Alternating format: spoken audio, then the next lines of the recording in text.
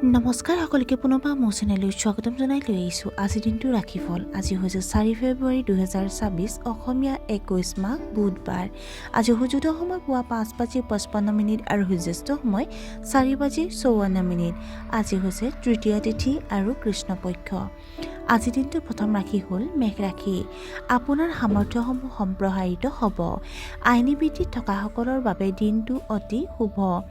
আপুনি সামাজিক কাম কাজত অংশগ্ৰহণ কৰিব পাৰে। পৰিয়ালৰ কনিষ্ঠ সদস্যসকলৰ মতামতৰ প্ৰতি গুৰুত্ব দিব লাগিব। পূৰ্বপুৰুষৰ সম্পত্তিক লৈ হোৱা বিবাদৰ সমাধান হ'ব। আপুনি হয়তো আপোনাৰ প্ৰেমিকক প্ৰতিশ্ৰুতি দিব পাৰে। বৃষ ৰাশি। পেছাদাৰী জীৱনত সাৱধান হোৱা উচিত। আক্ৰমণাত্মক আচৰণৰ পৰা আঁতৰি থাকিব লাগে। চৰকাৰী কামত বাধা আহিব পাৰে। পাৰস্পৰিক বুজাবুজিৰ জৰিয়তে বিবাদ সমাধান কৰিব লাগিব। আপোনাৰ স্বাস্থ্যৰ প্ৰতি বিশেষ গুৰুত্ব দিয়ক। মিথুন ৰাশি। মানুহৰ মাজত আপুনি যথেষ্ট জনপ্ৰিয় হৈ পৰিছে। আপোনজনে আপোনাৰ ঘৰলৈ আহিব পাৰে। প্ৰতিটো পৰিস্থিতিত আপুনি ভাল প্ৰদৰ্শন কৰিব। আৰ্থিক লাভৰ প্ৰবল ইংগিত পোৱা গৈছে।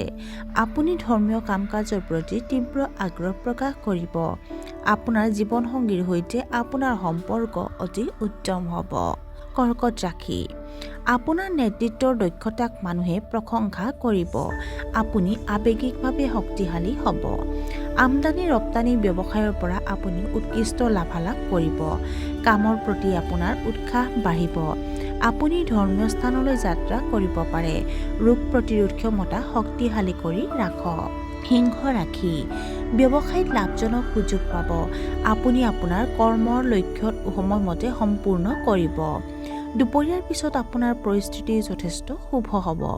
ঘৰৰ পৰিয়ালৰ লোকসকল আহিব পাৰে আপোনাৰ ওচৰলৈ। বন্ধু বান্ধৱীৰ পৰামৰ্শ আপোনাৰ বাবে সহায়ক হ'ব। কন্যা ৰাশি। পৰিয়ালৰ সদস্যৰ মাজত বিবাদ হ'ব পাৰে। আপোনাৰ ধন ব্যয়বহুল ক্ৰয়ত অপচয় হ'ব পাৰে। ডিঙিৰ বিষে আপোনাক প্ৰভাৱিত কৰিব পাৰে। জীৱনশৈলী আড়ম্বৰ পৰিহাৰ কৰক।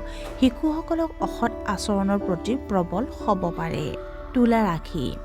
অবিবাহিত মানুহৰ বিবাহৰ সন্দৰ্ভত আলোচনা হ'ব পাৰে। আপোনাৰ ব্যৱসায়ৰ মানদণ্ড উন্নত হ'ব। আপুনি আপোনাৰ জীৱনশৈলীত ব্যায়াম আৰু ধ্যান ধাৰণাক অন্তৰ্ভুক্ত কৰিব লাগিব। আপুনি স্থবিৰ কামসমূহ পুনৰাৰম্ভ কৰাত সফল হ'ব। আপোনাৰ উদাৰ স্বভাৱটোৱে আপোনাক আনক সহায় কৰিবলৈ আগ্ৰহী কৰি তুলিব। বৃশ্চিক ৰাশি। যদি আপুনি কাৰোবাক ধন ধাৰে দিছে তেন্তে পৰিয়ালৰ সদস্যৰ লগত আলোচনা কৰিব লাগিব। আপোনাৰ কঠোৰ পৰিশ্ৰমৰ বাবে আপুনি হয়তো আকাংক্ষিত ফলাফল নাপাব। আপুনি আপোনাৰ ঘৰটো সংস্কাৰ কৰাৰ পৰিকল্পনা কৰিব।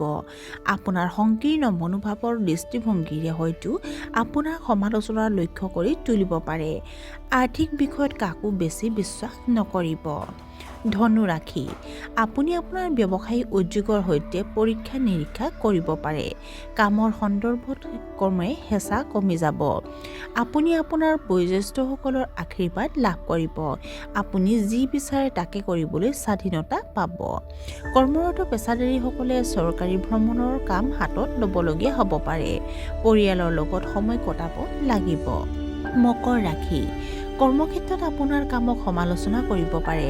থলুৱা পুৰুষ লোকে মহিলাৰ সৈতে আন্তৰিক সম্পৰ্ক বজাই ৰাখিব লাগে।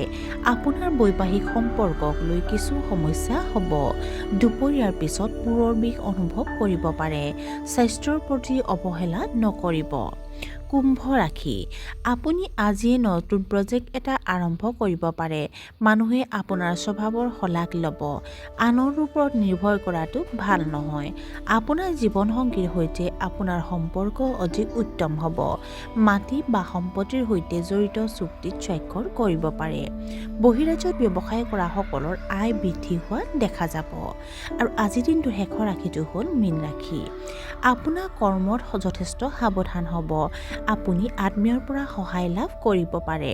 ল'ৰা ছোৱালীৰ পঢ়া শুনাক লৈ আপুনি চিন্তাত পৰিব। পাৰ্টি বা পিকনিকলৈ যাব পাৰে। বন্ধু বান্ধৱীৰ পৰা সহায় আৰু পথ প্ৰদৰ্শন লাভ কৰিব।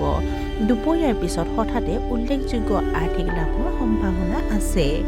আৰু আজিৰ দিনটো ৰাশিফল ইমানতে অন্ত পৰিছে। আশা কৰোঁ আপোনালোক প্ৰত্যেকৰ আজিৰ দিনটো সুন্দৰ হওক। ধন্যবাদ।